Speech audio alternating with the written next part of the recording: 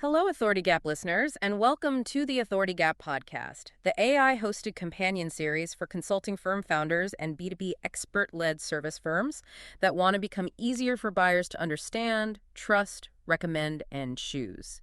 In this episode, we're looking at the 5 authority pillars. And here's the question.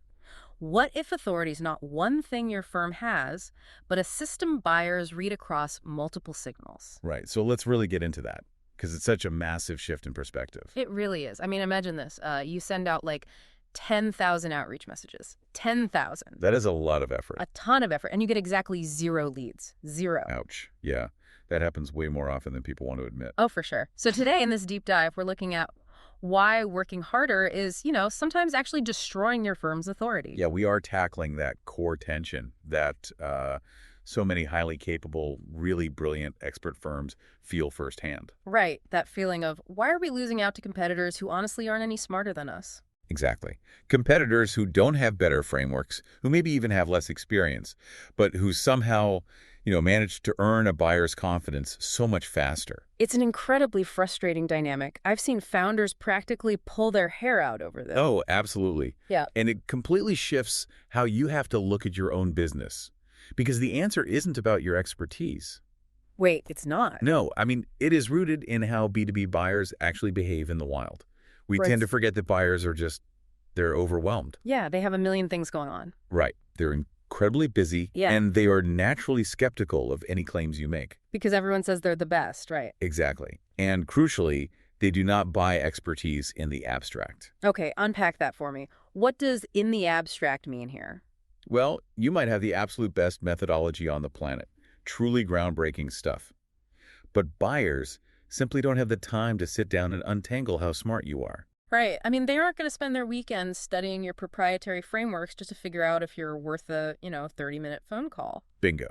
Instead of analyzing your abstract expertise, they scan for The signals. signals. Okay, like what kind of signals? They are constantly looking for context clues, things that make a firm's expertise easier to understand, easier to believe, easier to remember, and this is a big one, easier to defend internally. Oh, to their boss or the board. That makes total sense. Yeah. So today, our mission is to explore the architecture behind those signals, what the book calls the 5 authority pillars. But we have to look at them as a connected system, right? That reduces buyer uncertainty. Exactly. It is a connected system. It is not just some, marketing checklist you hand off to an intern. Yeah, because checklists don't win high-stakes deals. They really don't. Let's actually ground this in that tension I mentioned at the start, because activity can really fool you into thinking you have momentum. Oh, the illusion of activity. It's a trap. It totally is. It's kind of like sitting in your car and you're pressing the gas pedal all the way to the floor. The engine is just roaring, the RPMs are redlining. It sounds like you are going 100 miles an hour, but your car is in neutral. You haven't moved a single inch. Exactly. You're just burning gas and making a lot of noise. And we see that engine and neutral dynamic reflected directly in the data. Let's look at a real-world contrast. Company A versus Company B. Okay, lay it out for us. So, over a specific period of time, Company A leaned heavily into broad reach. They sent out roughly 10,000 LinkedIn connection requests. 10,000, that's a huge volume. Right, and out of those, they had about 2,500 accepted. Okay, so mathematically, they hit a solid 25% acceptance rate. That sounds pretty good. The engine is roaring, Yeah. right? But the critical outcome, they produced absolutely 0 meaningful leads. 0. Wow. So 10,000 requests, a ton of surface level activity, but 0 forward motion.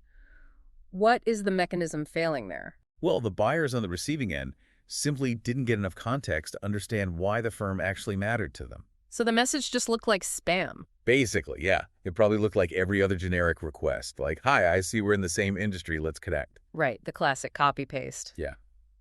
The expertise might have been there internally at Company A, but the meaning was entirely missing externally. The buyer just didn't see it. Okay, now contrast that with Company B. So over the exact same period, using the exact same platform, Company B sent roughly 1,000 connection requests. Only 1,000, so 10% of the volume. Right, and they had about 300 accepted. So mathematically, they had the exact same 25% acceptance rate as Company A. But I'm guessing the outcome was entirely different. Totally different.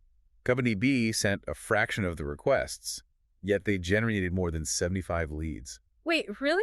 75 leads from 1,000 requests versus 0 from 10,000. That is wild. It is. And the difference wasn't their level of activity. It was interpretation, right? Yes.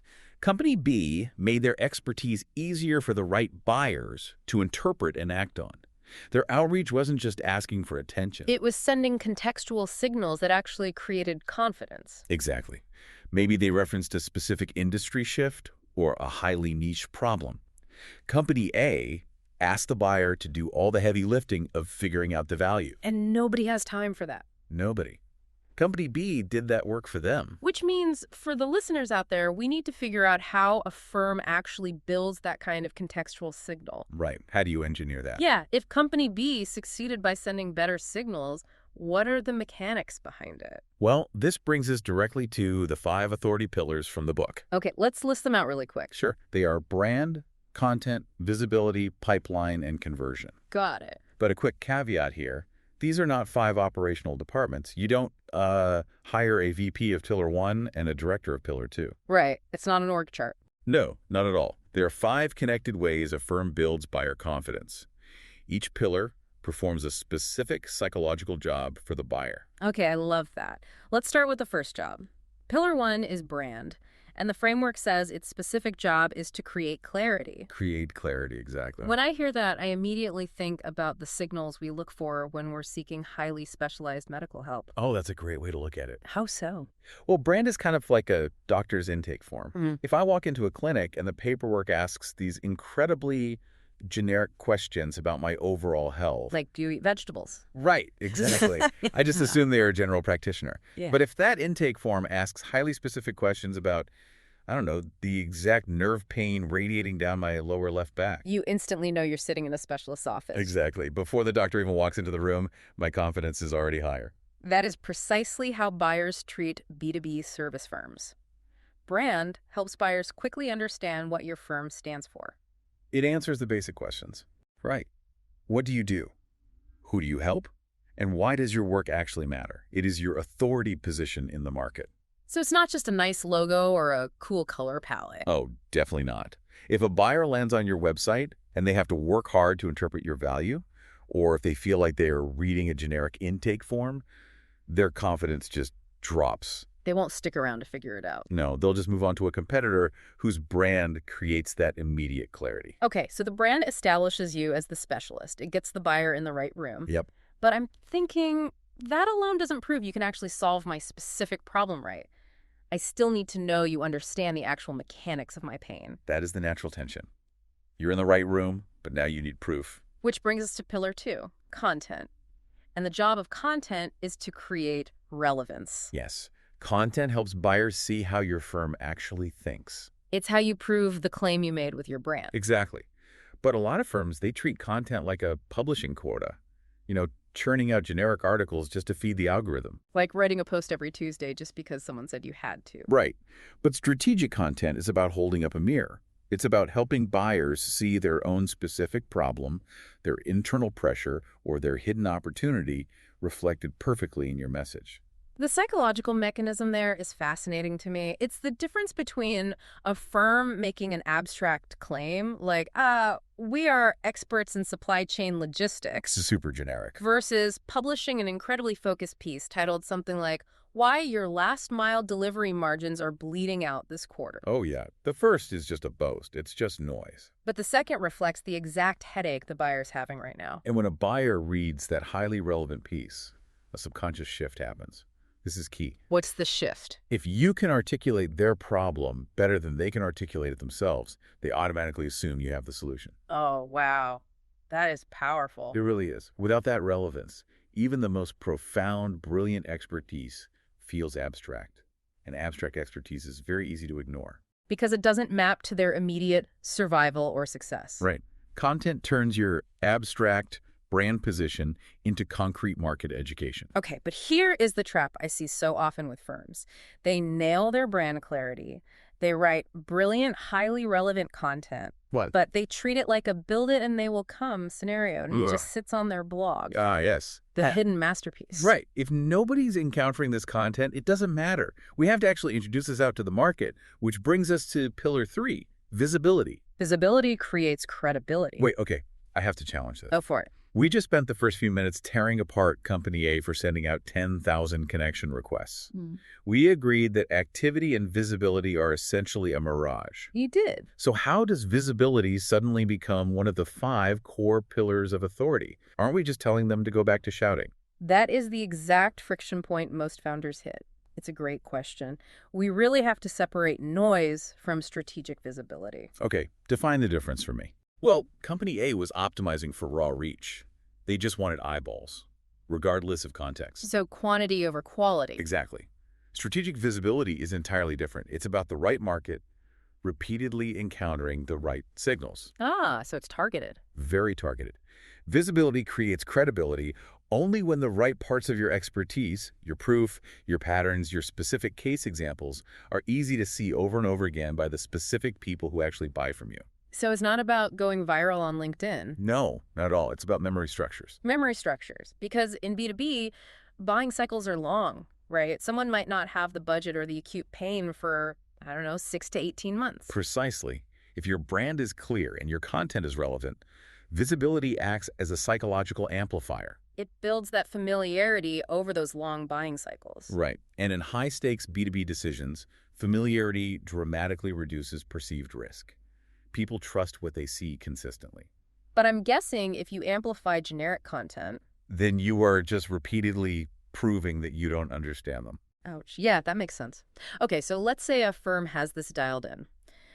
The buyer knows exactly what they do. They feel deeply understood because the content is super relevant and they are seeing this proof consistently over time. The buyer's paying attention. Right. But they are still just an audience member. How do we move them from lurking to actually engaging? That feels like the job of Pillar 4, pipeline. Yes, and the framework says pipeline creates momentum. How does it do that? Well, pipeline and its associated conversion assets are what turn market attention into serious buyer movement. A lot of firms, they just think of their pipeline as a column in their CRM. Like a list of names and email addresses. Exactly. But pipeline, in the context of building authority, is the connective tissue. It gives buyers repeated, logical reasons to keep paying attention to you across their entire journey. So it's the structured bridge from someone passively recognizing your expertise to actually having a right fit conversation with you. You nailed it. It's about engineering micro commitments, right? You aren't asking them to marry you on the first date. Definitely not. You are giving them a logical next step that feels proportional to the trust they've built so far. Like downloading a specific diagnostic instead of immediately asking for a sales call. Exactly. When your authority shows up consistently at every stage of their journey, you become easier to remember. And, crucially, easier to recommend internally when they're talking to their colleagues. You are creating forward momentum, not just capturing static interest. Right. Which brings us to the final piece of the system, Pillar 5, conversion. And the framework states that conversion creates trust. It does. Wait, conversion creates trust. Those two words usually live on completely opposite ends of the spectrum for me. I know, it sounds counterintuitive at first. Yeah, I mean, when I hear conversion, I immediately picture like countdown timers, aggressive quotas, always be closing, high pressure tactics. How does a sales mechanic actually build trust? Well, if we treat conversion like a tactical mousetrap, it doesn't. It destroys trust. Right, nobody wants to feel trapped. But in a complex service sale, we have to remember the psychology of the buyer. The buyer is taking on immense personal and professional risk by choosing your firm. Because if it goes wrong, it's a reputation on the line. Exactly. They could lose their job. So in the authority gap framework, conversion is the exact opposite of high-pressure sales. So what does a trusted conversion asset actually look like in practice? It looks like lowering uncertainty. Things like strategic offers, clear diagnostics, or even just the structured framework of your sales conversations themselves. Giving them a safe path to walk down. Right. These assets should help the buyer feel safe enough to take the final steps. It gives them logical proof, and more importantly, it gives them portable language. Portable language. That is such a critical concept. It is the hinge of most lost deals. Explain that for the listeners. Why is it so important? Well, the champion you are talking to, the person who loves your content, they might absolutely love you, but eventually they have to take your proposal into a boardroom. And pitch your firm to a CFO or a board of directors. Right. People who have never consumed your content, never seen your brand, and don't know you from Adam. That's a terrifying position for the champion to be in. It is. So conversion creates trust by equipping your champion with the objective, logical tools they need to internally justify the decision. Because if you don't give them that portable trust, you are asking them to walk into the boardroom empty-handed and just say, trust me, these consultants seem really smart. And the CFO is going to shoot that down immediately. Oh, 100%. We don't have the budget for seem smart. Exactly. So we have these 5 pillars: brand, content, visibility, pipeline, and conversion. But a business isn't lived in 5 neat little silos. No, it's messy. How do these actually interact in the real world? This is where the concept of a connected system becomes make or break. Buyers experience the whole system at once, not just one pillar at a time. Right. They don't look at your firm and think, well, their brand pillar is a 10 out of 10, even though their content pillar is a 2. Exactly. They don't grade you on a rubric. They just feel friction. A gap in even one pillar weakens the entire authority system because the buyer is forced to guess. And guessing kills confidence. It absolutely kills it. Let's walk through some specific failure modes. I think that will really help listeners picture this. What does it look like when these pieces don't align? Okay, let's take the first 2. Brand and content. Say a firm has a beautifully clear brand. They know exactly who they serve, but their content and proof are incredibly thin. That is what we call the empty storefront syndrome. Empty storefront. I like that. The brand creates clarity, so the buyer looks at your claim and it sounds great. The signage outside looks amazing. But then they walk inside. And there's nothing on the shelves. Hmm. When they look for the evidence in your content, they don't find any relevance or depth. So they just leave. Yeah, buyers won't believe the claim. The lack of proof destroys the trust.